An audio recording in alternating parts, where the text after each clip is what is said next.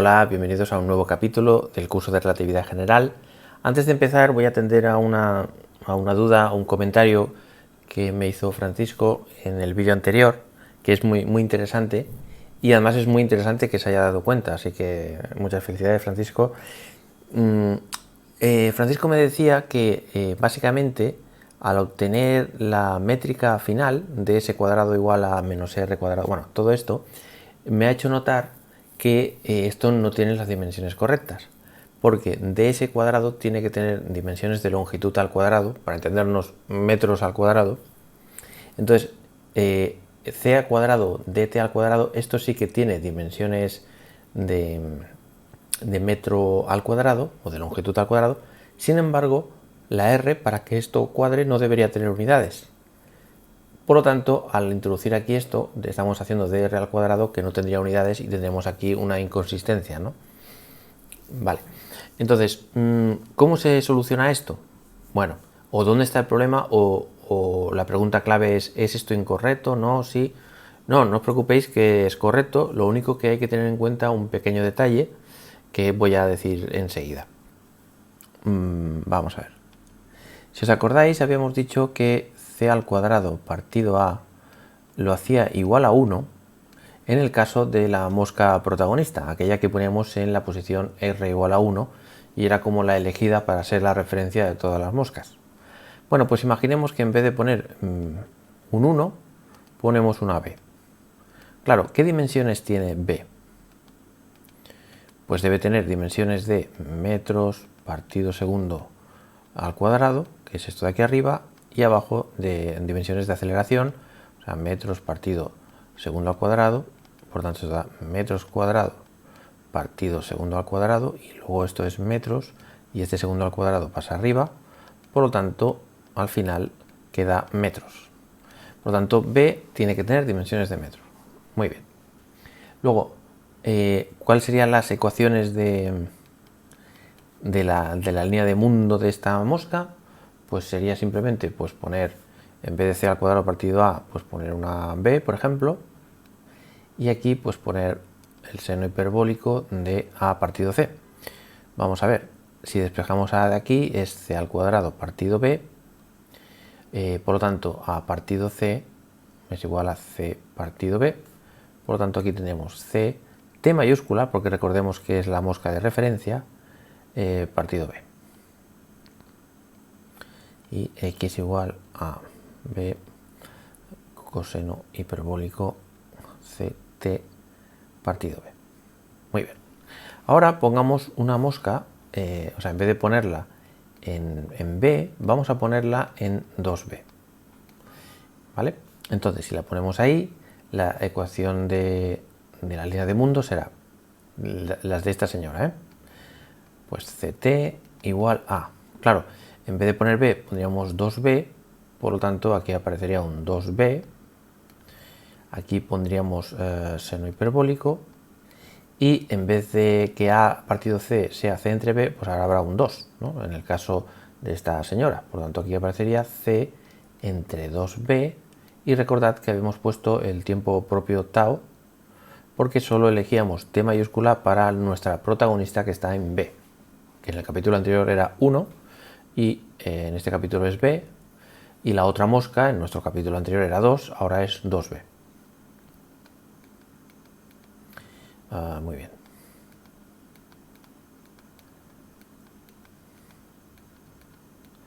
Perfecto. Entonces habíamos dicho que para que estas dos moscas estuvieran en el mismo eje, tenía que pasar que el argumento de los senos o cosenos hiperbólicos de aquí, este argumento, ct partido b, tenía que ser igual al argumento de esta señora, que sería en este caso c tau partido 2b. Vale, y si os fijáis, aquí se puede tachar en b y nos queda que ct mayúscula es igual a c tau entre 2, en donde este 2 ya no tiene unidades, o sea, este 2 es un número adimensional.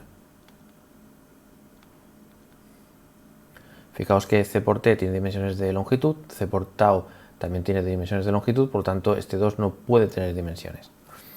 Muy bien, entonces ¿Qué quiere decir eso? Bueno, ¿qué quiere decir este 2? Pues en realidad, si nosotros seguimos llamando a este eje el eje R, pues aquí lo que estaríamos diciendo es que R es igual a B aquí, y aquí pues diríamos que R es igual a 2B. O dicho de otra manera, otra forma equivalente es decir que R partido B en este punto de aquí es igual a 1 y que R partido B es igual a 2, etcétera, etcétera. Por lo tanto, podríamos decir perfectamente que esto lo podríamos poner así. CT mayúscula igual a C tau, y en vez de poner 2, o 3, o 4, o 5, pondríamos R entre B. O lo que es lo mismo, C tau partido R, y la B que está dividiendo pasa arriba multiplicando. Pero ahora que está multiplicando la podemos poner dividiendo perfectamente. Vale, de esta manera recuperamos la expresión muy similar a la del capítulo anterior. En el capítulo anterior teníamos CT mayúscula igual a C tau partido R. Y fijaos que ahora la expresión es muy similar, lo que pasa es que aparece una B por aquí. De forma que mantiene las unidades correctas y todo el rollo. Y también de forma que si la B fuera igual a 1, reproducimos lo del capítulo anterior. Perfecto. Muy bien. Entonces, perfectísimo. Claro. Entonces, ¿qué podemos hacer ahora? Bueno, pues podemos decir que en vez de poner B, 2B, 3B, 5B, 4B, 8,5B, pues podemos perfectamente poner para nuestro sistema de, o sea, nuestro cambio de coordenadas, perfectamente poner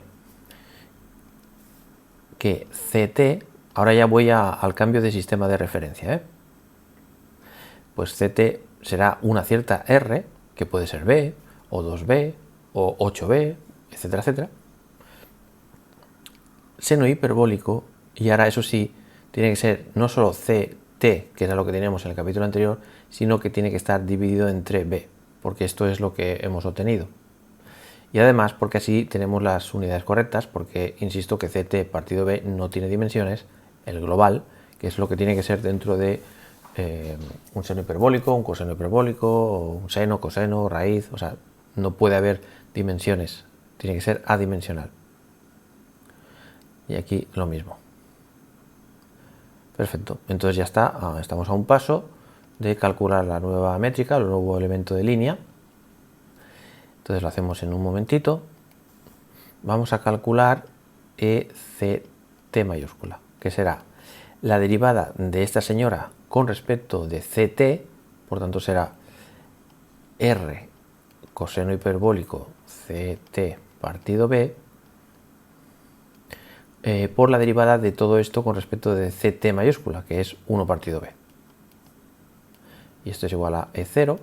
Y si hacemos la derivada de esto de aquí, de X, con respecto de CT, pues va a dar muy parecido, pero en vez de un coseno, pues un seno hiperbólico.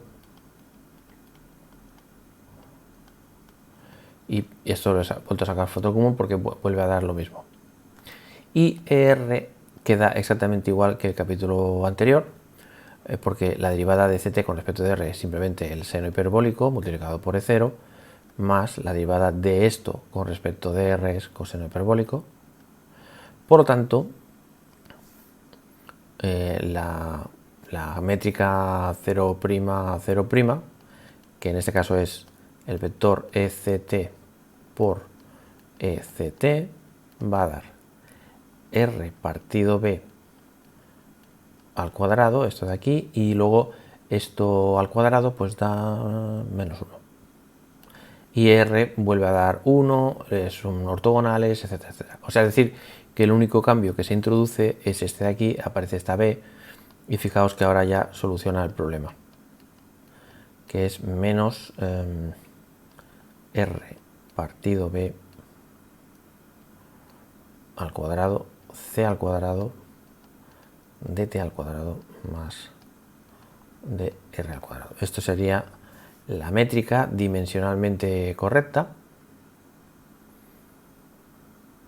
Pero claro, no quise hacerlo así en el capítulo anterior porque bastante abstracto estaba quedando todo para que os soltara rollos con esta B, que si dimensiones y tal, y quería hacerlo, o bien no hacerlo, o hacerlo más adelante. Pero dado que alguno de vosotros se ha dado cuenta, pues entonces es fantástico, porque quiere decir que lo estáis siguiendo muy bien, y además que como me habéis preguntado, pues yo lo digo encantadísimo. ¿Vale? Y entonces recuperamos, fijaos, bueno, por cierto, vamos a comprobar que efectivamente las unidades son correctas. Esto tiene que dar longitud al cuadrado, esto de aquí da longitud al cuadrado, esto también da longitud al cuadrado, y claro, como esto ya da longitud al cuadrado, lo que queda aquí ya no puede tener unidades, y efectivamente longitud entre longitud se tacha y se cancelan las unidades. Por tanto, fantástico, esta sería la expresión. Y nosotros elegimos b igual a 1. Bueno, yo elegí para hacerlo fácil, pero podríamos haber elegido b igual a 2 o b igual a 3 o lo que sea, ¿no? Entonces, si me permitís, a menos que alguien diga lo contrario, después de esta aclaración voy a volver a la métrica que ya os puse, que es menos r cuadrado, c al cuadrado, tal, entendiendo que hemos seleccionado la mosca protagonista en b igual a 1. ¿Vale? O sea que aquí hay un metro al cuadrado dividiendo para el tema de unidades. Perfecto. Muy bien. Pues, bueno, y un último apunte para que veáis que esto que estoy diciendo podría parecer muy raro, pero que en verdad lo estamos haciendo todos los días. Lo típico es cuando, por ejemplo, nos dicen en el colegio, sea la curva igual a x al cuadrado, ¿no? Alguien puede decir, hey, cuidado, si estamos hablando del eje x e y y que ambos tienen dimensiones de metro, pues fijaos, la y tiene dimensiones de longitud y esto de longitud al cuadrado, o sea, de metro al cuadrado, no cuadra, ¿no? Claro, pero o sea, esto, digamos, lo hacemos siempre. Lo que pasa es que a veces nos damos cuenta, a veces no, pero claro, en realidad lo que está pasando aquí es que el coeficiente que hay aquí, por ejemplo, a, lógicamente tiene que tener dimensiones de 1 partido metro. Por lo tanto, esta, que en este caso habíamos escogido como si fuera un 1, el 1 que hay aquí es 1, o sea, un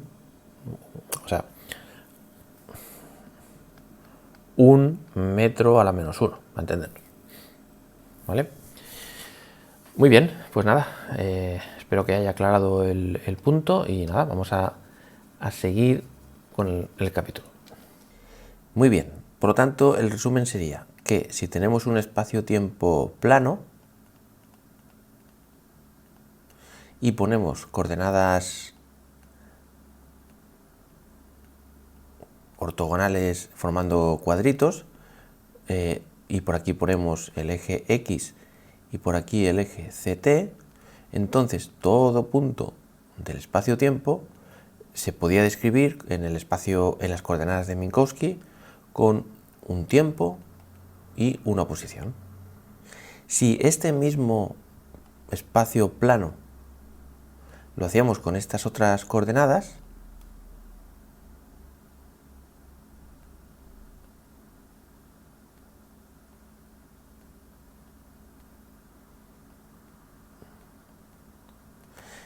en donde estas líneas de aquí estaban descritas por CT mayúscula, por ejemplo, CT mayúscula igual a 1, CT mayúscula igual a 2, igual a 3, igual a 4, y aquí teníamos el eje R igual a 1, R igual a 2, R igual a 3, seguíamos estando en el mismo espacio plano,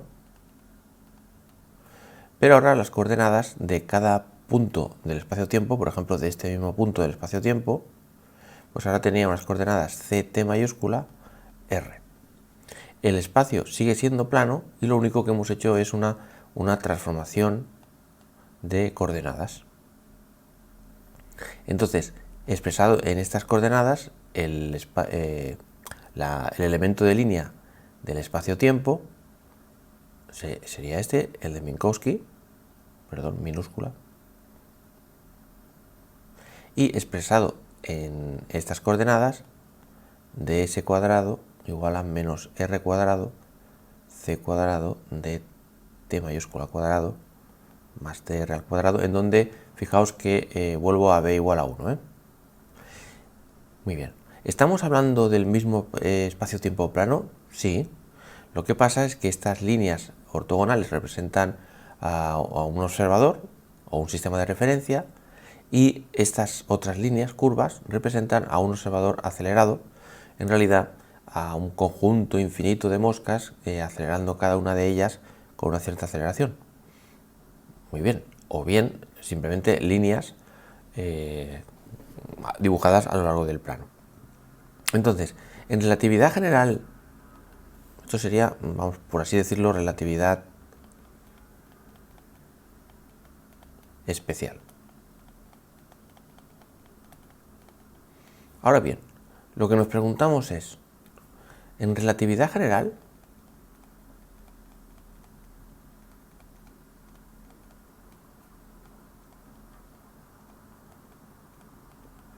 si tenemos por ahí un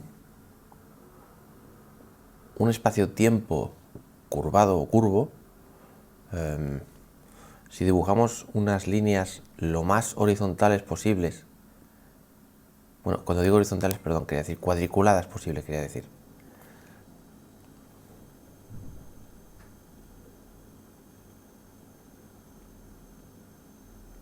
La métrica expresada en estas coordenadas sería algo así como menos c al cuadrado dt al cuadrado más dx al cuadrado. Esta sería la pregunta, ¿no?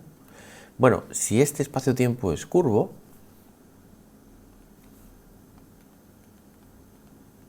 la respuesta es que es imposible. ¿Y qué quiere decir esto? Pues quiere decir que esta hoja de papel curvada, por decirlo de alguna manera, no proviene de una hoja de papel plana. Es decir, no hay ninguna transformación de coordenadas que nos lleve de un mundo plano a un mundo curvo. Es decir, si un espacio-tiempo es plano, por muchas transformaciones de coordenadas que hagamos seguirá siendo plano, y si un espacio-tiempo es curvo, por muchas transformaciones de coordenadas no lo vamos a devolver a la planitud, ¿vale? Entonces, claro, ¿qué pasa? Que si nosotros nos dan un elemento de línea así de entrada sin decirnos nada, g0, 0, c de t al cuadrado más g1, 1 de x al cuadrado, yo qué sé, me lo invento.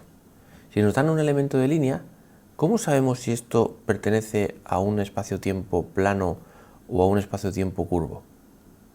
Bueno, la manera, digamos, sistemática de saber si estamos en estas circunstancias o en estas es calcular el tensor de Riemann. Ahora no me acuerdo si va con dos n's. Bueno, el tensor de Riemann. Si el tensor de Riemann es 0, entonces estamos en una situación en la que efectivamente, aunque no lo parezca, el espacio-tiempo con el que estamos trabajando es plano. Si es diferente de 0, entonces estamos en un espacio-tiempo curvo. Y entonces estamos en esta situación. ¿Vale? Entonces, si estamos en un espacio-tiempo plano, como veremos más adelante, esto va a implicar que no hay gravedad.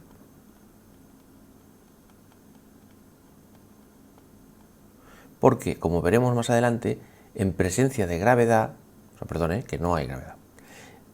Porque en presencia de gravedad el espacio-tiempo se curva. Por lo tanto, aquí, en esta circunstancia, sí que hay gravedad.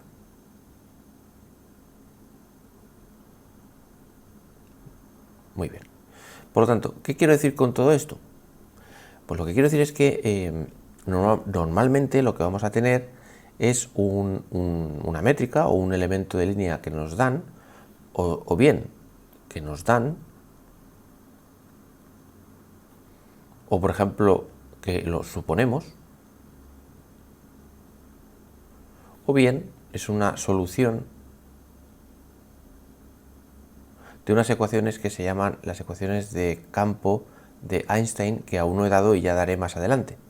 En cualquiera de estas circunstancias nos dan una métrica y nosotros no tenemos ni idea de si es plano o curvo.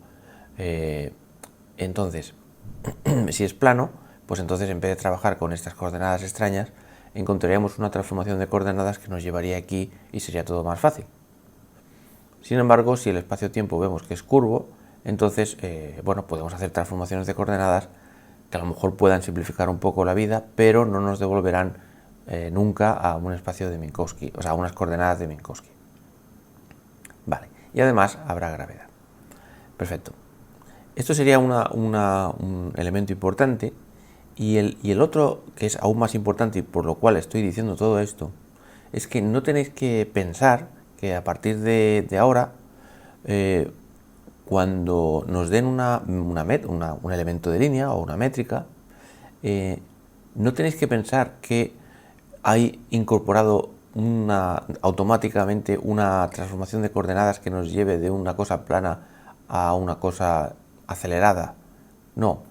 En general, en relatividad general, nunca mejor dicho, se va a suponer que si es ya propiamente relatividad general, pues bueno, pues probablemente en el 99% de los casos es que el espacio-tiempo es curvo, que hay gravedad y por tanto esto no tiene sentido.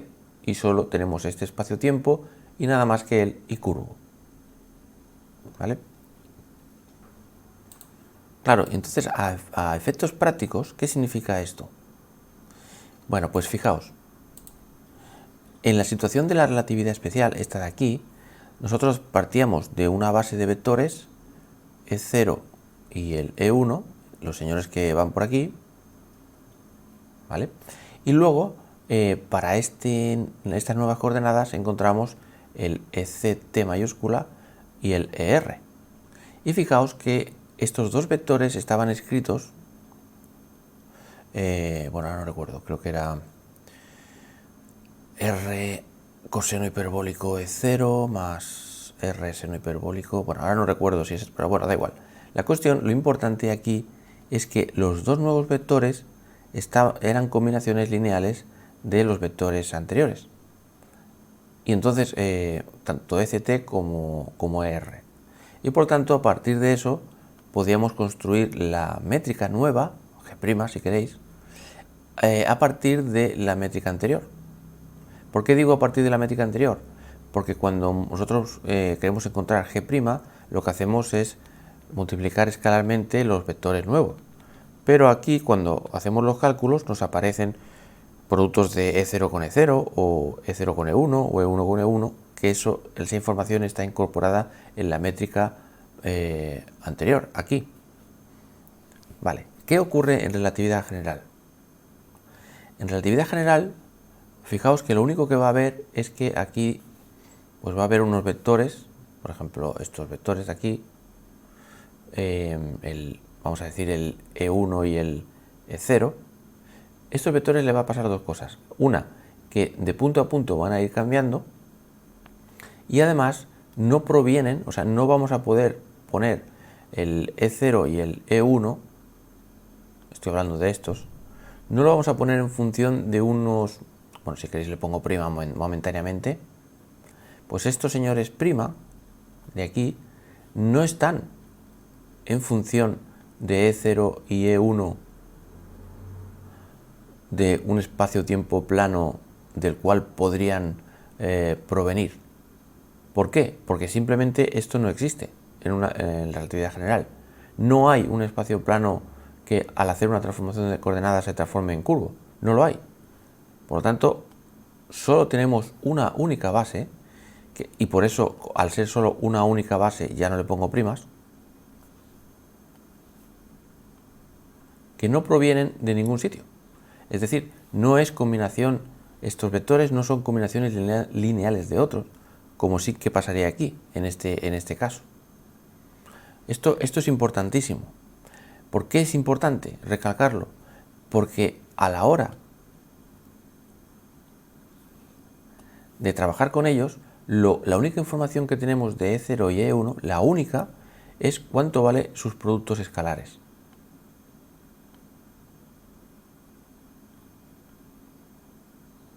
¿Por qué sabemos esto? Porque los productos escalares son los elementos de los coeficientes de la métrica.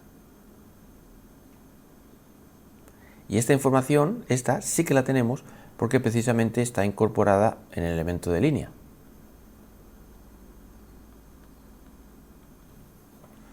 Segundo. Etcétera, etcétera. O sea, aquí está contenida la información de que este vector, que no tenemos ni idea de cuál es, sabemos que multiplicado por sí mismo da G00, lo que hay aquí.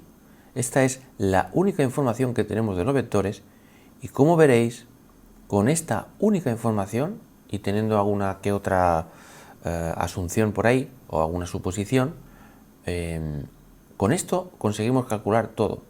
Podemos calcular transporte paralelo, los Christoffels, la conexión, el tensor de Riemann, es decir, todo. Dicho de otra manera, la métrica es intrínseca. Es decir, la métrica es una propiedad intrínseca del espacio-tiempo y además, con solo esta información, la información obteniendo la métrica, podemos obtener todo lo que deseemos y no hace falta que estos vectores estén en función de otros antiguos planos o algo así, como aquí ocurre. Digo todo esto para que no penséis que esto va a ser la tónica general de la relatividad general, nunca mejor dicho. Muy bien, entonces claro, la pregunta que supongo que os estáis haciendo ahora es, vale, pero entonces ¿por qué nos has dicho todo esto? La razón es que en un espacio-tiempo curvo, de hecho tendría que ponerlo en esta parte para que no haya confusión, aquí estoy hablando de mundos planos y aquí estoy hablando de mundos curvos, ¿no? Bueno, pues claro, por ejemplo, dentro de un espacio-tiempo curvado,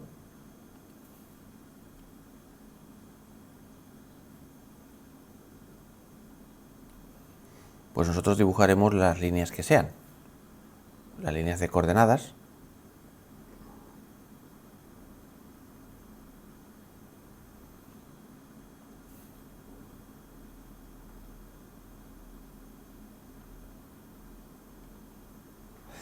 entonces, si por ejemplo nosotros nos situamos en un punto concreto del espacio-tiempo y pensamos en el espacio-tiempo tangente a este punto e imaginamos que localmente es plano, entonces cuando esto lo ponemos como si fuera una hoja de papel, ahí entonces tendremos pues las líneas rojas y azules que hay por aquí, pues no sé, esas líneas rojas que hay por ahí y líneas azules, digamos, ¿no? Y entonces nosotros podemos imaginarnos que esas coordenadas en realidad son como un sistema de referencia acelerado con respecto al plano.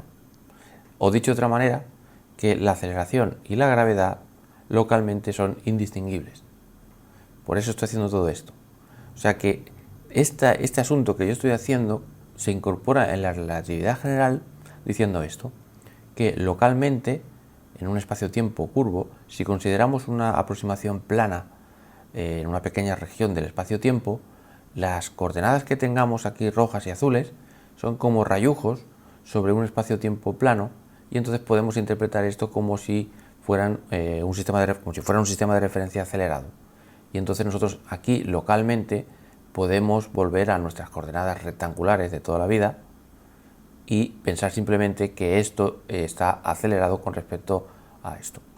Que por cierto, esta G no es la métrica, esto es la gravedad. Vale, pues espero que os haya aclarado un poco todo el esquema genérico. Tened en mente que lo que estamos haciendo aquí va a ser localmente válido, ¿vale? En un espacio-tiempo curvo. Y nos va a ser de mucha ayuda y de hecho fue la base con la que Einstein empezó, que es, bueno, sea como sea, nuestro espacio-tiempo, por muy curvado que esté, localmente es plano, siempre es plano. Y entonces la aceleración y la gravedad en una región muy pequeña es indistinguible. Eso fue el punto de partida de Einstein. Muy bien, entonces las moscas aceleradas, estas que van por aquí,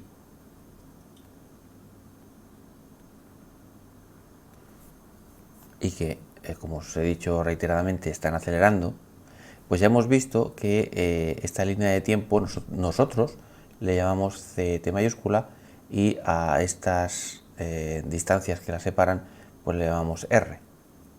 Pero claro, si ahora nos ponemos en el sistema de referencia de las moscas aceleradas, pues a pesar de que nosotros le llamaríamos R y CT mayúscula, las moscas tienen todo el derecho del mundo a llamar a esos ejes pues X y CT. Claro, ¿por qué íbamos a llamar R o T mayúscula o lo que sea? Desde el punto de vista de las moscas aceleradas, como este es su único sistema de referencia en donde viven, pues tienen todo el derecho del mundo a llamarlo de esta manera, ¿no? Entonces, eso es lo que vamos a hacer. Vamos a dejarles que llamen a sus coordenadas como quieran. Y ellas deciden llamarle menos x cuadrado, c al cuadrado, dt al cuadrado, más dx al cuadrado.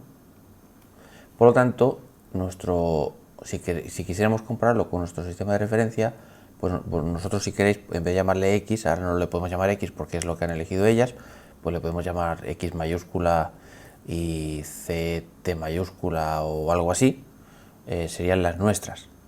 Y ahora las de ellas decidimos llamarlo así. Si os fijáis, esto es lo más natural posible, porque para las moscas solo existen estas coordenadas. Es su mundo, su sistema de referencia, y es normal que le llamen así. Y además, cuando tengamos soluciones de las ecuaciones de Einstein, etcétera, etcétera, los nombres que le vamos a poner, por defecto, siempre van a ser X, Y, Z y T. O si queréis en coordenadas esféricas, pues R, Θ, Phi y T, por ejemplo. ¿Vale? Muy bien, entonces, ahora vamos a estudiar esta métrica como si no supiéramos de dónde viene. ¿Vale? Vamos a adoptar el punto de vista de la relatividad general y alguien nos da esta métrica y la vamos a estudiar. Luego, con los resultados que tengamos, compararemos con lo que nosotros secretamente sabemos, que esto viene simplemente de una transformación de coordenadas a un mundo plano. ¿Vale? Pero eso, en principio, esa información no está, no la tenemos en cuenta. Vale, lo primero que suele ser útil calcular son los símbolos de Christoffel, la conexión. Entonces vamos a calcularla y claro, para calcular la conexión tenemos la fórmula de Krull, la fórmula 13.2, que decía algo así.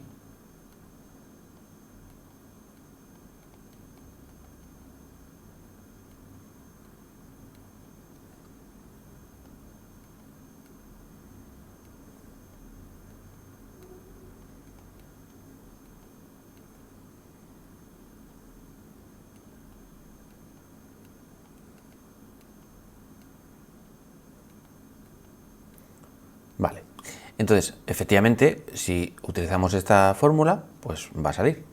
Pero yo os propongo un truco.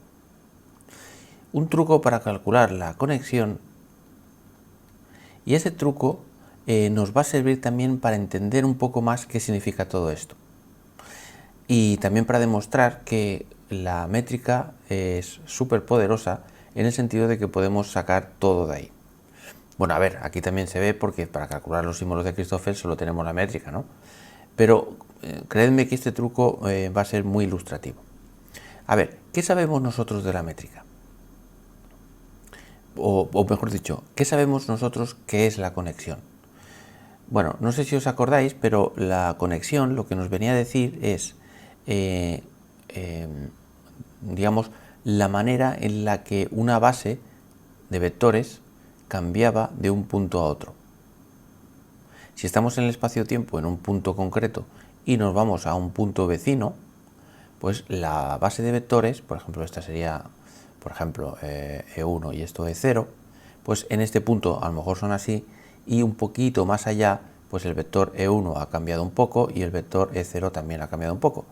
Y entonces la manera de saber cómo cambian, esa información estaba contenida en los símbolos de Christoffel. ¿Cómo? Pues de esta manera. Si os acordáis, si nosotros contemplábamos la derivada del vector E alfa con respecto de la coordenada x beta, es decir, cómo cambia el vector E alfa a medida que nos desplazamos a lo largo de la coordenada x beta, esta derivada, la derivada de un vector, tiene que dar un vector. y como todo vector tiene que estar o poderse expresar en la base de vectores que tenemos. La base de vectores que tenemos aquí es el E0, que estará asociado al tiempo, y el E1, que estará asociado a la X, a la posición. Por lo tanto, esto debe ser una combinación lineal de esta gente. Esto no es nada nuevo, esto es lo que ya dije, ¿eh? Simplemente estoy recordándolo. Y los coeficientes de esta combinación eran precisamente los símbolos de Christoffel. Como aquí hay un 0, ponemos un 0 aquí, como aquí hay un 1, ponemos un 1, y como aquí hay un alfa y una beta, pues ponemos alfa beta y alfa beta. ¿Vale? Muy bien, entonces, podríamos preguntarnos una cosa, si este espacio es plano, ¿no tendría que dar los símbolos de Christoffel igual a 0? Esa es la pregunta. La respuesta es que no, porque el que sea plano o no plano, digamos, es una cosa, y que los símbolos de Christoffel den 0 es otra. Vamos a ver si me explico.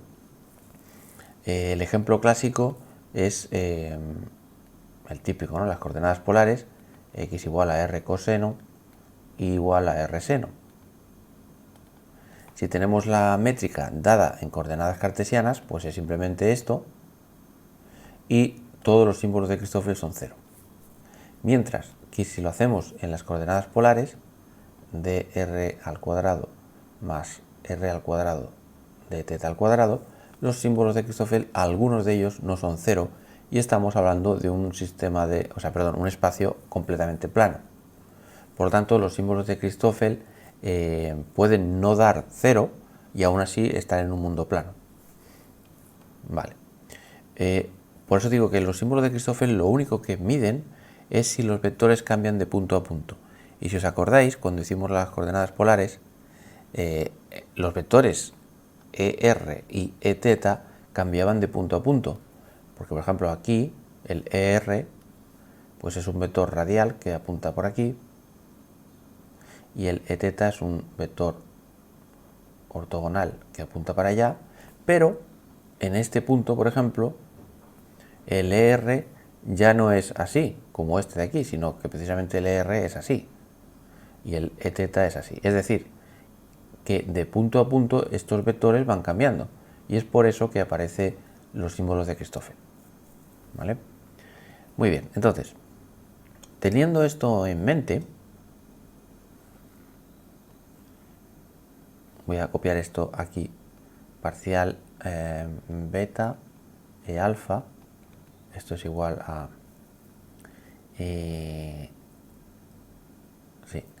bueno, recordad que los símbolos de Christoffel cumplían que si tenemos alfa, beta aquí y aquí lo que sea, si intercambiamos estos índices daba lo mismo, el símbolo era una conexión simétrica, o una conexión métrica tenía esta propiedad, ¿no? Por lo tanto, prefiero poner, si por ejemplo aquí tengo alfa y aquí beta, pues entonces voy a poner el mismo orden este para acordarme. Aquí voy a poner 0, aquí voy a poner 1 y aquí E1. Muy bien. ¿Qué creemos que va a pasar aquí? ¿Que la base de E0 y E1 va a ser constante, sí o no?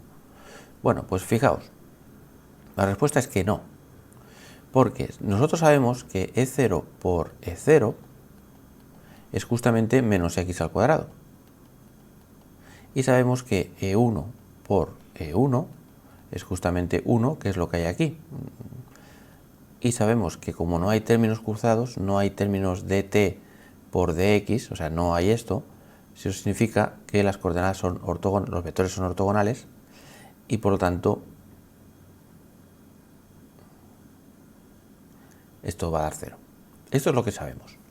Entonces, si os acordáis del capítulo 1, yo dije que un vector multiplicado escalarmente por él mismo estaba definido de tal manera que era igual al módulo al cuadrado del vector, es decir, lo que mide el vector al cuadrado. En este caso, si os fijáis, hay un menos, pero este menos significa que estamos hablando de la componente temporal, y ahora a efectos prácticos no voy a tener en cuenta este menos para lo que voy a decir. lo que voy a decir es que, si os fijáis, el E0 por el E0, o sea, que el hecho de que dé x al cuadrado implica que el módulo de este vector, del E0, perdón, es algo así como x, de forma que al hacer este vector por él mismo da x al cuadrado.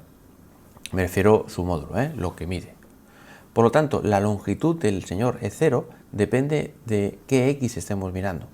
Esto es un cambio importante con respecto a Minkowski, en el que la base era siempre la misma. Aquí ya no. Por ejemplo, si tenemos este punto del espacio-tiempo,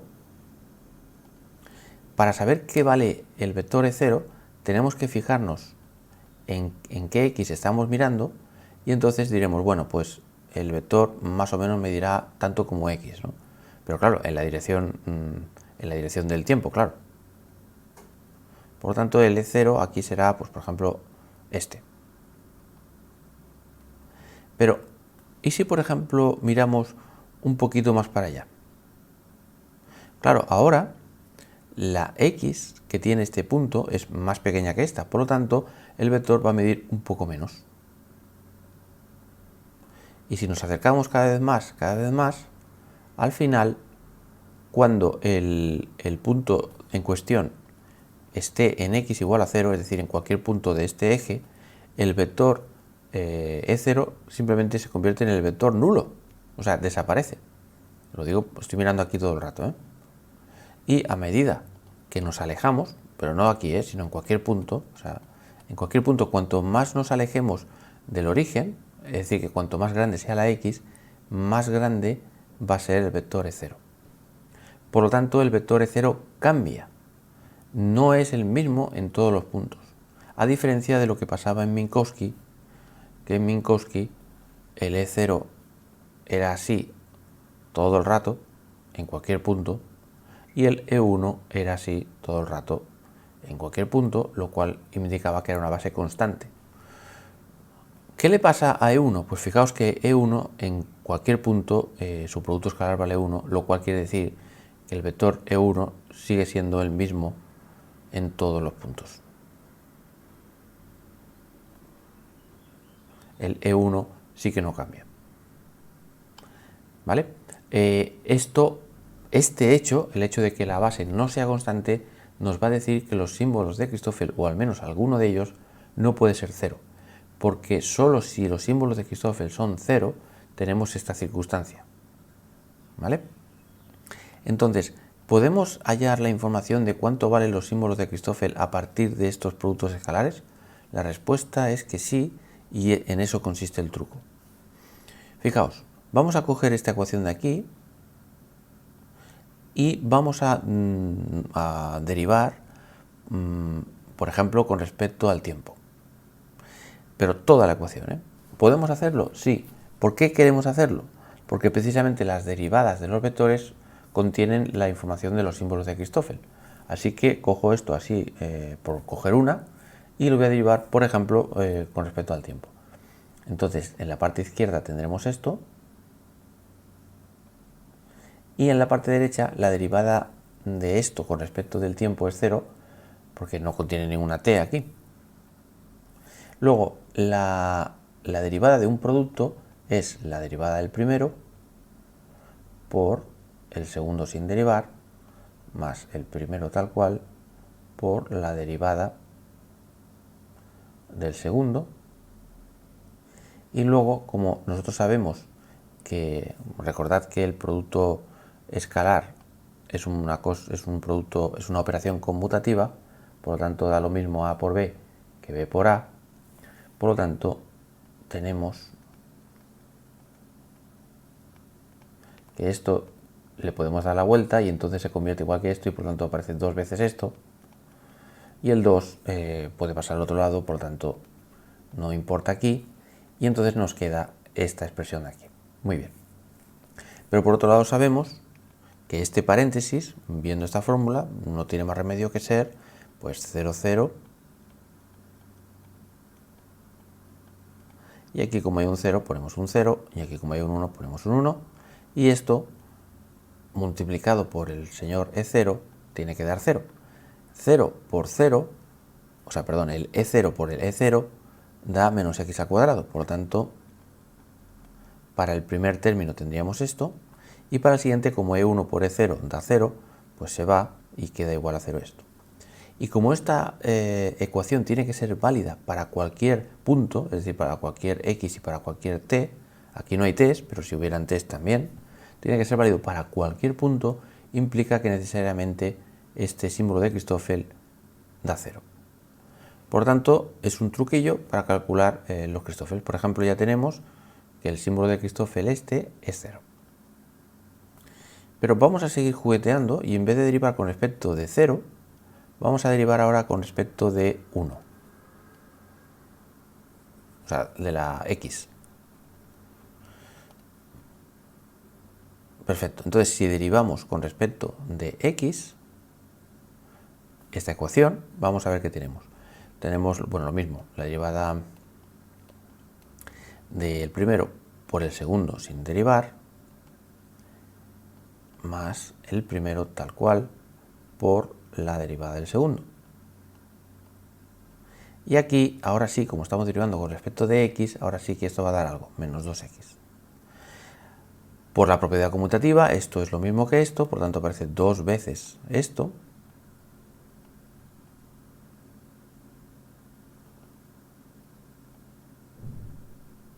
Podemos tachar estos doses. Y ahora, ¿qué tenemos? Vamos a escribir el paréntesis este, utilizando esta fórmula nuevamente, y tendremos 1, 0, 0, 1, 0, 1, que multiplicado escalarmente por el E0 tiene que dar menos x. E0 por E0 da menos x al cuadrado, E1 por E0 da 0. Por lo tanto, si despejamos de aquí el símbolo de Christoffel 0, 1, 0, que recordad que va a ser el mismo que 0, 0, 1, estos índices insisto que son simétricos, pues fijaos, si pasamos menos x al cuadrado al otro lado, los menos se cancelan y queda 1 partido de x. Pues este es el nuevo símbolo de Christoffel que tenemos calculado, y fijaos que es sencillo, rápido e indoloro. Y además nos ayuda a comprender qué estamos haciendo realmente cuando calculamos los símbolos de Christoffel, que es averiguar cómo cambian los vectores cuando cambiamos de un punto a otro del espacio-tiempo. Vale, ya tenemos explotada esta ecuación, por lo tanto ahora vamos a coger esta otra ecuación y voy a ir un poquito más rápido porque voy a repetir la misma operación que he hecho, pero con esta. ¿Vale? Voy a ir más rápido.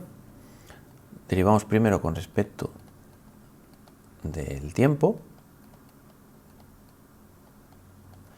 Esto de aquí va a ser 2 veces esto de aquí multiplicado por E1, ¿vale? Haciendo la misma historia, esto va a dar 0, esto es 0, 1, 0, 0, más, bueno, el 2 se va, 1, 0, 1, E1, perdón,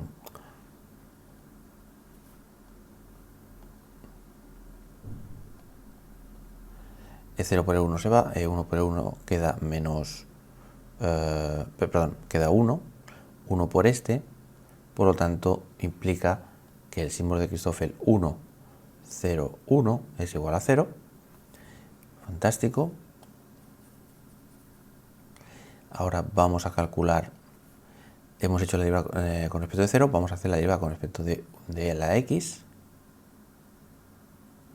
de esta ecuación. Por tanto, como es respecto de x, bueno, respecto de lo que sea, como esto es una constante de 0, aquí vuelve a pasar lo mismo de antes, 2 veces este señor por este,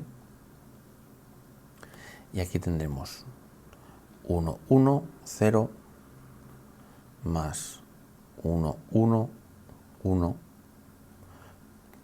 vamos a hacer el producto con E1, E0 por E1 se va, E1 por E1 da 1, por tanto implica que este tiene que ser 0 también.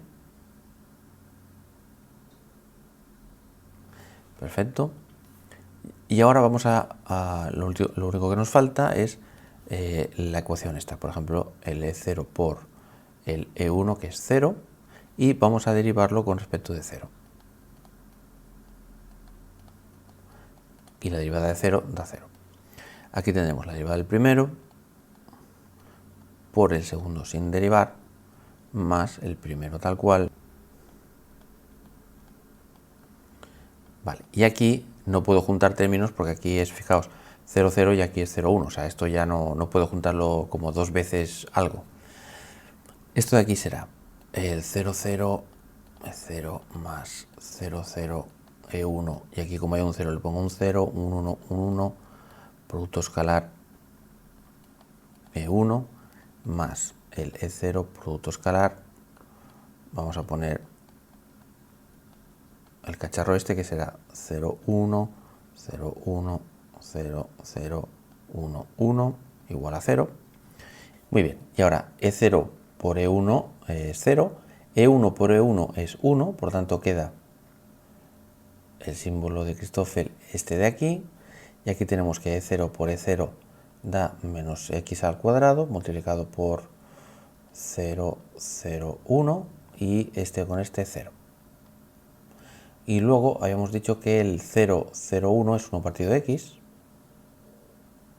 lo que habíamos calculado aquí hace unos minutitos, y por tanto nos queda que este símbolo de Christoffel es igual a x cuadrado entre x es x, con un menos, pasa al otro lado, queda positivo. Vale, no sé si queda algún símbolo de Christoffel, pero ya os puedo asegurar que los únicos que sobreviven son este de aquí y este de aquí, por tanto ya hemos acabado. ¿Vale? Me ha faltado hacer la derivada con respecto de 1 de este señor, pero veréis que da que los símbolos de Christoffel que quedan son 0. No lo hago para ir más rápido, pero lo podéis comprobar. Fantástico. Por lo tanto, vamos aquí a almacenar la información que acabamos de tener. De hecho, voy a borrar esto también.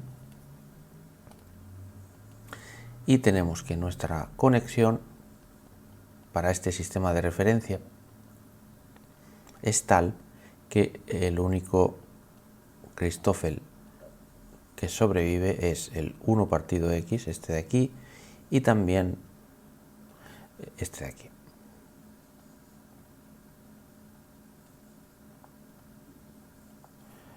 Vale, lo he copiado bien, 0, 1, 0, correcto. Fantástico. Como veis es un truco para no tener que utilizar esta.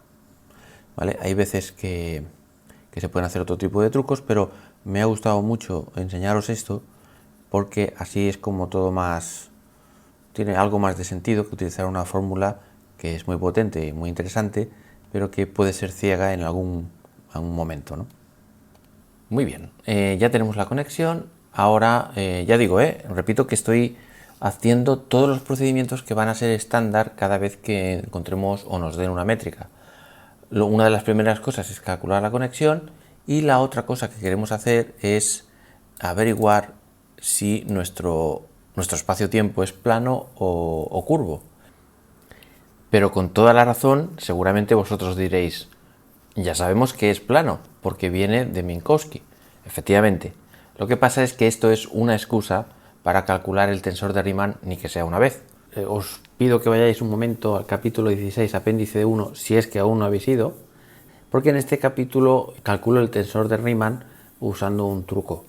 El capítulo 16 ya lo puse hace mucho tiempo, pero el capítulo 16, pero su apéndice 1, lo he puesto hace un momento. Entonces, claro, no sé en qué momento estás viendo este curso, a lo mejor estás ya en el 2040, cuando los coches ya son voladores, y entonces pues es hace tanto tiempo que ya a lo mejor ni existe este canal, y a lo mejor estoy muerto y todo. Bueno, perdona la desviación.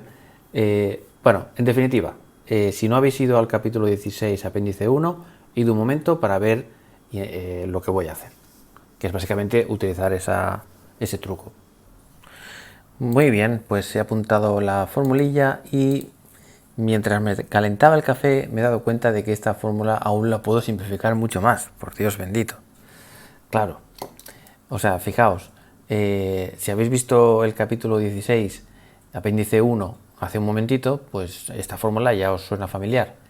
Y si no lo habéis visto y no sabéis de qué os hablo, pues pues entonces pues no va a servir de nada lo que voy a decir, pero bueno, al menos sí que quedaros tranquilos porque lo que diga es cierto. Pero bueno, básicamente la historia es que aquí si hay un 1, por ejemplo, pues entonces aquí hay un 1. Si aquí hay un 2, aquí hay un 2, un 0, etcétera, ¿no? Muy bien. Entonces, ¿qué quiero decir con esto? Que si yo por lo que sea elimino, vamos a ver, elimino esto,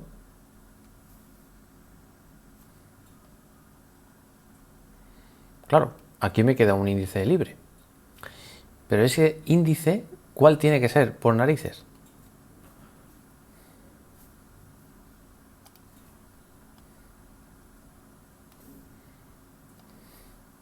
Este de aquí.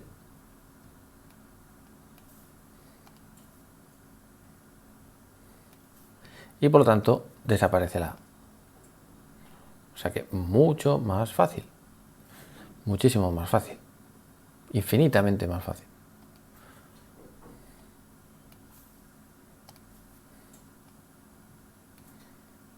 Y así me ahorro la A.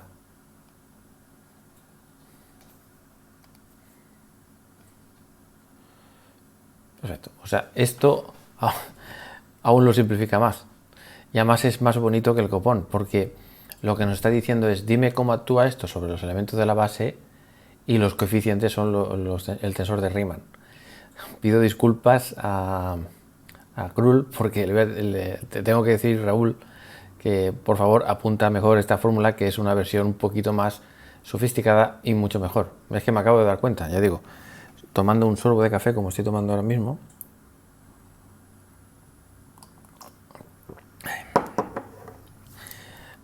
Pues eso.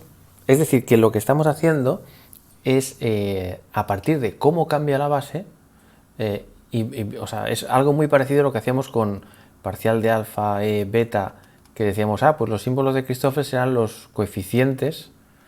O sea, como esto es un vector, cuando cambie el vector, porque lo estamos derivando, dará otro vector y eso dará una combinación de vectores. Pues los coeficientes de esa combinación son los símbolos de la conexión o de Christoffel. Pues aquí lo mismo. Si queremos aplicar este pedazo de operador sobre una base, pues lógicamente va a dar un vector y por tanto los coeficientes de la base, digamos, de la combinación lineal, pues son el tensor de Riemann. La verdad es que tiene una belleza suprema. Claro, supongo que más de uno estará pensando, a ver si este chaval, o sea yo, se está inventando aquí las fórmulas. En cierta manera así es. Esto, a ver, no es que me lo haya inventado, tiene su lógica, pero efectivamente no lo he visto en ningún sitio. Entonces, claro, tengo que enseñaros la demostración de que esto es cierto. Y por suerte la demostración la he hecho en mi pizarra. Vale, bueno, creo que así se verá mejor, ¿no? O sea, fijaos, parto de esto de aquí y entonces lo único que hago es poner cada cosa. Lo que pasa que en vez de poner los ejemplos concretos, pues se pone aquí directamente lo que es, se hace un poquito, con un poco de cuidado, y tampoco mucho, y fijaos que enseguida llego a esto. Claro, nosotros en la fórmula, en el formulario 16.1, en The Krull, teníamos apuntadas las fórmulas con is, j's, k's, l's y n's. Entonces lo único que he hecho es decir, bueno, yo aquí a la i, j, k y l le he llamado sigma, gamma, alfa, beta, pues entonces simplemente se cambian los nombres y se sustituye. Y por aquí había unas n's, y entonces a la primera n le he llamado mu y a la segunda n le he llamado nu. ¿Vale? También le podría haber llamado mu, mu, pero así queda mejor que los índices repetidos no se repitan, nunca mejor dicho. Y luego también fijaos que hay una pequeña diferencia, que es que aquí tenéis el sigma alfa mu y el sigma alfa mu lo tenéis aquí, pero a ver, esto es un número y esto es otro número, 2 por 3 lo mismo que 3 por 2, es decir, que es exactamente lo mismo, ¿vale? Por lo tanto, demostrado. Y además lo bonito es que está demostrado en 3 líneas. Y no solo demostrado, sino la definición propia del tensor de Riemann, que he visto cada salvajada por ahí en algunos libros, porque parten, digamos, de la demostración, parte de la derivada covariante. De hecho, así partí yo también en su momento. La diferencia de derivadas covariantes de un vector. Claro, Y entonces pues aquí hay un follón bueno, que es bastante lioso de demostrar, como ya me imagino que os acordáis del capítulo 16. Entonces, claro, a lo largo del tiempo ya se me había ocurrido en aquel momento a probar algo así, pero no tuve tiempo, no me puse y entonces lo dejé. Y ahora que ya he retomado otra vez la física y otra vez hay que calcular el tensor de Riemann y tal, pues por eso me he puesto a hacerlo y también a demostrarlo. Alguno de vosotros también se estará preguntando que cómo es posible que puedan cambiar tanto las cosas o qué es lo que está pasando aquí, ¿no? Bueno, pues está bien que os diga en 40 segundos que es que las matemáticas que yo estoy haciendo, con las que yo estoy utilizando en este curso, están orientadas de tal manera que la base siempre está presente, la base de los vectores. Mientras que no sé por qué se ha puesto de moda en los libros últimamente trabajar con componentes, porque fijaos que aquí no hay ninguna E, no hay bases. Entonces, esto es como más moderno y más cool, digamos, ¿no? Lo que pasa es que requiere más tedio a la hora de hacer cálculos. Mientras que si tenemos las bases, pues fijaos qué fácil es. O sea, que es algo que no acabo de entender. A ver si algún día le pregunto a algún entendido en la materia, algún relativista moderno, que cómo lo hace él o ella y si está de acuerdo en lo que acabo de decir. Bueno, perdóname que esté aquí hablando tanto en vez de calcular, así que vamos para allá. Vamos a calcular, lo primero que vamos a hacer es seleccionamos alfa igual a 0 y beta no tenemos más remedio que igual a 1 porque estamos en dos dimensiones, solo hay 0 y 1 y estos dos números tienen que ser diferentes porque si son iguales esto da directamente 0. Y luego gamma, pues seleccionamos el primero que tenemos, que es por ejemplo el 0. Después de esto, lo único que vamos a tener que probar será lo mismo, 0, 1, y luego aquí en vez de poner un 0 pondremos un 1 y habremos acabado. Muy bien, entonces, vamos para allá. Simplemente sustituimos, ponemos el señor E0 y vamos a calcular. Vamos a hacerlo rapidito. Esto de aquí es 1, 0 y por lo tanto será 1, 0, 0, E0 más 1, 0, 1, E1.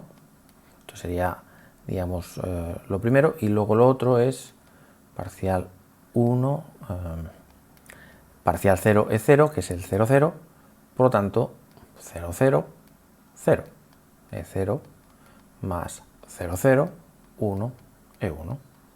Entonces, vamos a ver cuáles se anulan directamente. El 1, 1, 0 está por aquí, no está por ningún sitio, por tanto este fuera. Todo lleno de ceros tampoco está por ningún lado y el 1, 0, 0 sí que está. Por lo tanto, quien sobrevive aquí, por un lado será el 0, 1, 0, que lo tenemos aquí, que es 1 partido x, y luego por el otro lado el 1, 0, 0, que es x, y aquí tenemos el E1. Fantástico. Entonces, como esto es una derivada temporal, el 1 partido de x sale fuera, y aquí nos va a quedar la parcial 0E0, que entonces va a ser 0, 0, 0, E0, más 0, 0, 1, E1, y aquí vamos a derivar con respecto de x, por lo tanto será la derivada de x con respecto de x, que es 1, por E1, más x por la parcial 1, 1, pero fijaos que aquí abajo ya no hay ningún 1, 1, por lo tanto ya ni lo pongo porque es que no va a dar nada. Y de hecho el 1 ese tampoco lo quito porque no hace falta para nada, y de hecho el paréntesis también. Y vamos a ver esta gente. El 0, 0 hemos visto que no estaba por ningún lado, y el 1, 0, 0, ¿dónde lo tenemos? Aquí. Esto es una x. Por lo tanto, tendremos 1 partido x por E1 menos E1. Esto se va con esto y E1 menos 1 da 0. Como no podía ser de otra manera, porque el tensor de Riemann tiene que ser 0 porque ya sabemos que esto es un mundo plano. ¿Vale? Bueno, en cualquier caso, lo que hemos calculado ha sido el tensor de Riemann, veamos. Como aquí hay un 0, 1, significa que alfa y beta estos de aquí tienen que ser 0, 1, muy bien, y luego como como gamma es 0, este 0 de aquí, pues eso significa que aquí hay un 0, y luego, bueno, claro, aquí ya no, bueno, quedaba L1, si queréis podemos poner aquí un 1, que en realidad es 0 veces L1, si queréis, ¿vale? Por lo tanto, podríamos decir que es este. Da igual porque todos van a ser 0. Vale, y bueno, y hacemos una cosa. Probad en casa el 0, 1 menos 1, 0, pero esta vez en vez de con L0, con L1, probadlo y veréis que os debería dar 0. Creo que es un buen ejercicio para que comprobéis en casa. Por lo tanto, este método es absolutamente maravilloso, mucho mejor, a mi modo de ver, por lo menos a día de hoy, hasta que se demuestre lo contrario, que tener que calcular el tensor de Riemann con las fórmulas que yo mismo os di y que están en todos los libros. Muy bien, por lo tanto este espacio-tiempo ya podemos haber hecho lo que sea, transformar coordenadas o lo que sea, que es plano. Por lo tanto, no tiene gravedad propiamente dicha. Muy bien, entonces quisiera acabar este capítulo calculando los vectores de Killing. Fijaos que estoy aprovechando todo lo que ya hicimos en su momento, todos los conceptos matemáticos, y dar el significado físico de lo que significa. ¿Vale? Ya os hablé, creo que ha sido en este capítulo, de los símbolos de Christoffel, lo que significaban, que era que la base cambiaba de punto a punto. Hemos visto que el tensor de Riemann es 0, lo cual quiere decir que es un espacio-tiempo que no está curvado, por lo tanto es plano. Y ahora vamos a calcular en un momentito los vectores de Killing, que eran los que nos hablaban de las simetrías de nuestro espacio-tiempo. Quiero hacerlo ahora porque es muy fácil de hacer, o sea, es bastante rápido de hacer y entonces pues es una buena manera de acabar esto. Tranquilos porque habrá más cálculo de vectores de Killing en espacios un poquito más complicados que este, porque los vectores de Killing son sumamente importantes. Aquí en este vídeo, como ya llevo bastante tiempo, lo único que voy a hacer es calcularlos y quizá digo alguna frase de lo que significa, pero dejaré ya para el vídeo siguiente pues hablar un poco más de eso, porque los vectores de Killing nos van a conectar con las ecuaciones de Euler-Lagrange, y ya si lo meto en este mismo capítulo creo que va a ser demasiada tralla, así que ahí acabaré. Vale, no me enrollo más. Si os acordáis, los vectores de Killing eran unos vectores que yo creo que les llamé en el formulario de Krull, les llamé U, pero tradicionalmente en los libros, en Wikipedia y tal, les ponen esta letra que no sé cómo se llama y yo le llamo gusanito. ¿Vale? Esto es una letra griega que no tengo ni idea de cuál es. Si alguien me lo quiere decir en los comentarios estaré encantado porque nunca me acuerdo.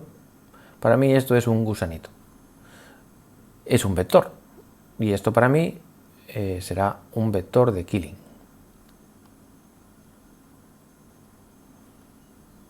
Muy bien. Como vector que es de nuestro mundo, de nuestro espacio-tiempo, pues lógicamente tendrá una coordenada 0 y una coordenada 1. ¿Y qué tiene de peculiar los vectores de Killing? Pues recordad que os dije que se dice que un vector es de Killing si la derivada del i con respecto a ese vector de la métrica, si esa derivada es 0, entonces se dice que este vector es de Killing. Y en el capítulo que hablé largo y tendido de los vectores de Killing y la derivada del i y todo eso, os demostré que básicamente cumplían esta ecuación. Esto es una beta, más, y esta era la ecuación famosa, la ecuación de Killing. Es decir, que aquellos vectores que cumplan esto son idénticos a los que cumplen esto. Por lo tanto, se pueden hallar a partir de esta definición o a partir de esta ecuación. Nosotros vamos a hacerlo a partir de esto, que es lo típico que suelo hacer, y vamos a plantear las ecuaciones. Veamos, tanto para alfa como para beta solo hay dos posibilidades, o sea, tanto alfa como beta solo pueden valer 0 o 1. Si empezamos con alfa igual a beta igual a 0, fijaos lo que tendremos. Tendremos un 0 por aquí, otro 0, 0, 0, igual a 0. Pero como esto y esto es lo mismo, pues esto quiere decir que va a ser 2 veces eso. Y como está igualado a 0, el 2 podemos pasarlo dividiendo al otro lado y básicamente significa eso. Por lo tanto, nuestra primera ecuación sería esta. Y ahora lo que tenemos que recordar es cómo se definía la derivada covariante. La derivada covariante, os lo recuerdo aquí, de un vector el que sea a beta, es parcial alfa a beta más el...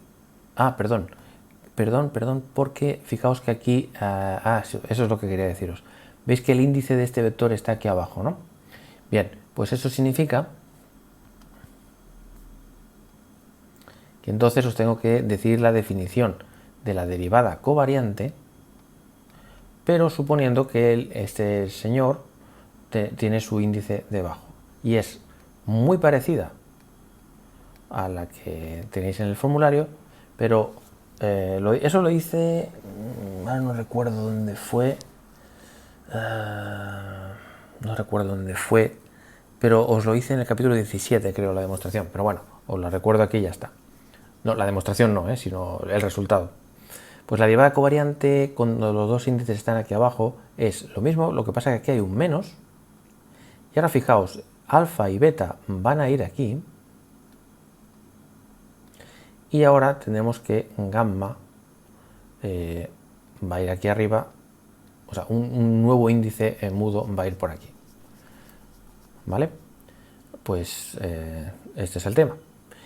Esta es la definición. Por lo tanto, en nuestro caso, ¿qué va a pasar? Pues que esta ecuación se va a transformar en, simplemente poniendo un 0 aquí y un 0, por lo tanto nos quedará 0, 0, menos 0, 0, 0, menos 0, 0, y ahora en vez de 0, pues es 1. Como siempre, esto es un índice que está sumando. Y todo esto es esto de aquí y tiene que ser igual a 0. Por lo tanto, ya tenemos nuestra primera ecuación, que de hecho podemos simplificarlo un poco porque el 0, 0, 0 no está por ningún lado y el 1, 0, 0 lo tenemos por aquí. Es decir, que esto va a ser en realidad esta ecuación. 1, 0, 0 hemos dicho que es x. Muy bien. Esto es para este caso en concreto. Luego, ¿qué pasa si alfa es igual a 0 y beta es igual a 1? Bueno, pues vamos aquí y sustituimos 0, 1, 1, 0. Y esto tiene que ser igual a 0, pero además sabemos que la derivada covariante aquí será 1 menos 0, 1, 0, 0, 1, 1. Y aquí igual que esto, 0, 1. Esto sería este término. Y ahora vamos con el otro término. Parcial 1, gusanito 0, menos. Como aquí hay un 1, 0, pues aquí vamos a tener un 1, 0, aquí un gusanito, también el 1, 0, un gusanito, y aquí, exacto, y aquí vamos a tener, pues por ejemplo, 0, 0, 1, 1, el sumatorio. Y todo esto tiene que ser igual a 0. Vamos a ver cuáles de ellos sobreviven. A ver, el 0, 0, 1 lo tenemos aquí, es 1 partido x. 1, 0, 1 no está. 0, 1, 0 lo tenemos aquí, 1 partido x. Y 1, 1, 0 no está. Por lo tanto, lo voy a escribir aquí. Esto va a quedar parcial 0, gusanito 0. Y aquí tenemos menos 1 partido x, gusanito 0, menos 1 partido x, gusanito 0. Por tanto, menos 2 veces, o sea, entre x, gusanito 0. Y aquí tenemos parcial 1, gusanito 0. O sea, esta de aquí. Y estas son las que tenemos además. Perfecto. Esto tiene que ser igual a 0.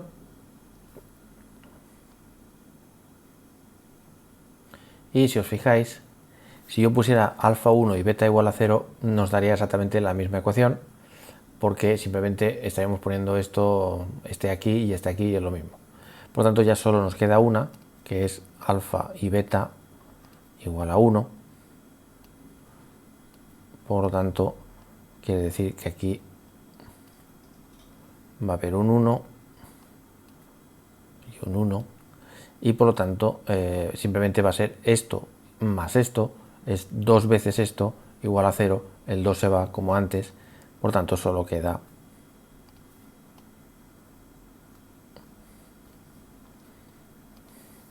esta señora igual a 0.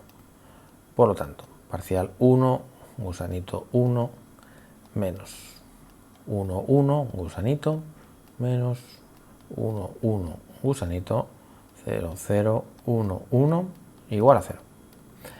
El 0, 1, 1 no está por ningún lado. El 1, 1, 1 tampoco está por ningún lado. Por lo tanto, sabemos que la derivada 1 del gusanito 1 es igual a 0. Así pues, ya tenemos las ecuaciones. Perfecto. Y así que las voy a poner aquí bien apuntaditas. Perfecto. La primera que teníamos es esta de aquí.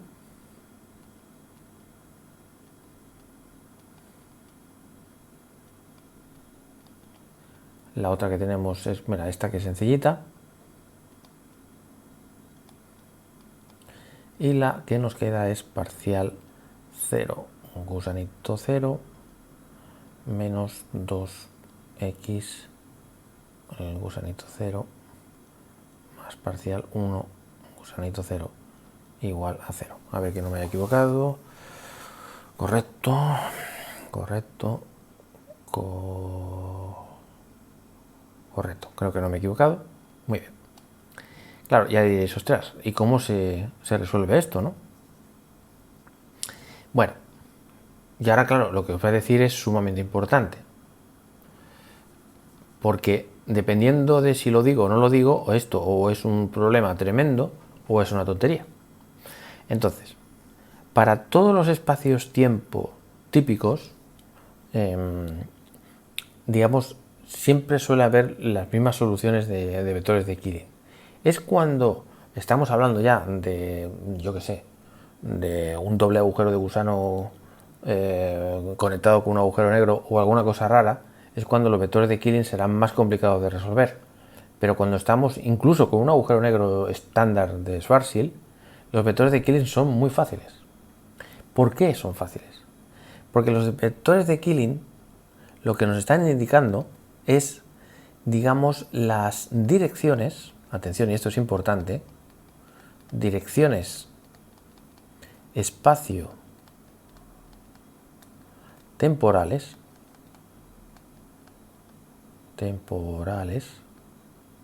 por las cuales la métrica, entendido como una matriz,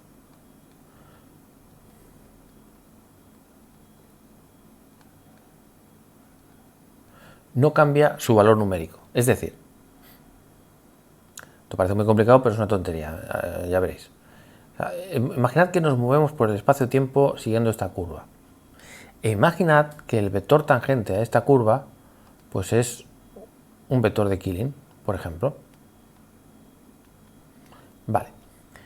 Si esto es un vector de Killing, quiere decir que cuando vayamos por esta curva, si la métrica en este punto, imaginad que sustituís las coordenadas espaciotemporales, o sea, lo que es el punto, la x y la t, para entendernos, en este caso, sustituís aquí dentro, en ese punto, y a lo mejor la métrica os da, bueno, claro, en este caso es la métrica es diagonal, por tanto, en este caso la métrica es menos x al cuadrado, 0, 0, 1. ¿Vale? Esto sería la métrica en nuestro caso concreto. Bueno, pues imaginad que sustituís en el punto, déjame ponerlo para que no haya duda ninguna. Suponed que aquí x es igual a 2, por decir algo, y aquí ct es igual a 1, también por decir algo. Entonces, sustituiríamos aquí y tendríamos menos 2 al cuadrado, 0, 0, 1. Por tanto, la métrica vale menos 4, 0, 0, 1, justo en este punto. Hasta aquí ningún problema. La historia está en que si a lo largo de esta curva la métrica vale exactamente esto y no cualquier otra cosa, es decir, no, por ejemplo, menos 8, 0, 0, 1 ya ha cambiado de valor, no, menos 4, 0, 0, 1. Si todos estos puntos al sustituirlos hace que la métrica dé lo mismo, entonces estamos hablando de un vector de Killing. ¿Vale? Entonces, claro, si os digo esto, diréis, ostras, pues entonces es bastante fácil de ver cuáles son los vectores de Killing sin tener que resolver esto. Efectivamente, si habéis entendido lo que he dicho, los vectores de Killing se hacen en un plis, porque fijaos, esto es nuestro espacio-tiempo. Y ahora nos ponemos en un punto cualquiera, aquí, y pregunto, ¿hacia dónde me tengo que ir para que la métrica seguro que no cambie de valor? Pues mira, por ejemplo, me puedo ir perfectamente para allá, recto. ¿Por qué lo sé? Pues muy fácil, porque aquí en todos estos puntos la x va a valer lo que sea, por ejemplo 3. Y si la x vale 3, pues en todos estos puntos va a seguir siendo la x igual a 3 y me aseguraré de que aquí dé menos 3 al cuadrado, o sea, menos 9, todo el rato. Por lo tanto, esto seguro que es un Killing. Y fijaos que como va en la dirección temporal, pues entonces este en concreto pues va a ser simple y llanamente el vector E0. Así de fácil. Ya está. Entonces, ¿hay algún Killing más por ahí? En este espacio-tiempo no, porque si me voy en cualquier otra dirección, la X va a cambiar. Y como no puede cambiar, estoy condenado a ir por la vertical en este espacio-tiempo concreto. Por lo tanto, solo tenemos un Killing que es este. Y eso implica necesariamente que, por cierto, fijaos que aquí, como tengo los índices abajo, dejadme expresar mejor, en vez de con el E0, con su dual. Recordad que la fórmula para cambiar de vectores normalitos y corrientes a duales era mediante esta fórmula. Por lo tanto, en nuestro caso, el E0 va a ser igual al G00 E0, y el G00 es menos x al cuadrado E0. Por lo tanto, el vector de Killing va a ser menos x al cuadrado E0. Por lo tanto, ahora ya puedo decir que esto, menos x al cuadrado, esto es la componente 0. Pero con el 0 abajo, porque aquí está el 0 arriba. Y lo único que tenemos que hacer es... bueno, por cierto, añado que aquí, como no hay nada, pues aquí habrá un 0 por e elevado a 1. Y no hace falta, supongo, decir que entonces esto necesariamente, la componente 1, pues tiene que ser 0. Entonces, si nosotros tenemos la sospecha de que por ahí hay una simetría, lo único que tenemos que hacer es comprobar que es solución de esto y ya está.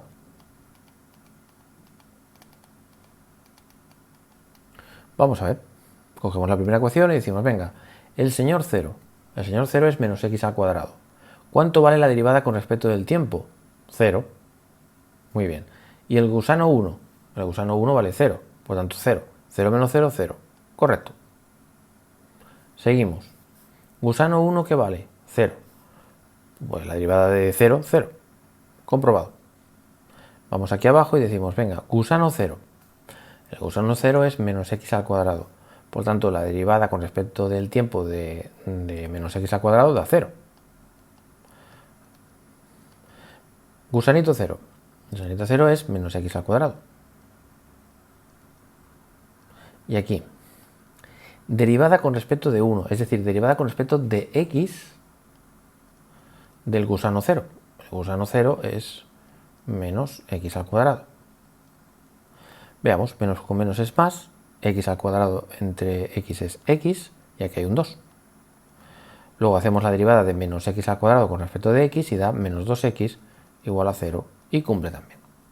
Por lo tanto, tal como sospechábamos, al deciros esta frase, la dirección, bueno, esta frase no, perdón, la frase que he dicho hablando, al deciros, dime por dónde te tienes que mover, para que la métrica no cambie su valor numérico, eso, vamos, nos da la vida, porque entonces ya no hace falta, no hace falta que os recuerde que estas ecuaciones no son fáciles. Bueno, a ver, estas en concreto a lo mejor sí, pero en general no lo son, porque son derivadas parciales acopladas entre sí, o sea, en fin, un follón, vamos. Por lo tanto, tener una sospecha visual o una cierta sospecha de por dónde van los tiros, pues la verdad es que ayuda muchísimo. ¿Vale? Bueno, pues mira, al final no solo lo he calculado, sino que os he dicho un poco lo que os quería decir. No os preocupéis porque iremos viendo todo esto que estoy diciendo, el Riemann, los Christoffel, o sea, todo lo que estoy diciendo lo veremos en los agujeros negros, por ejemplo.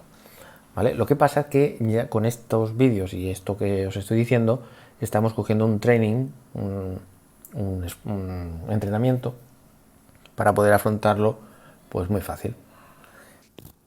Por cierto, antes de acabar el vídeo, deciros que lo más importante de los vectores de Killing es que a lo largo de esas trayectorias en donde la métrica permanece constante, su valor numérico, resulta que hay otra cantidad que también permanece constante, como por ejemplo la energía o el momento angular, etcétera, etcétera. Y eso será de capital importancia para poder resolver ecuaciones y movimiento de objetos, pues cuando hay un campo gravitatorio. Por lo tanto, no he acabado aún con los killings. El próximo vídeo seguiré, pero paro aquí porque creo que ya me he pasado bastantes pueblos con el capítulo de hoy. Y nuevamente animaros a que digeráis, ¿no? Se dice. Y muchísimas gracias por ver este vídeo. Hasta el siguiente.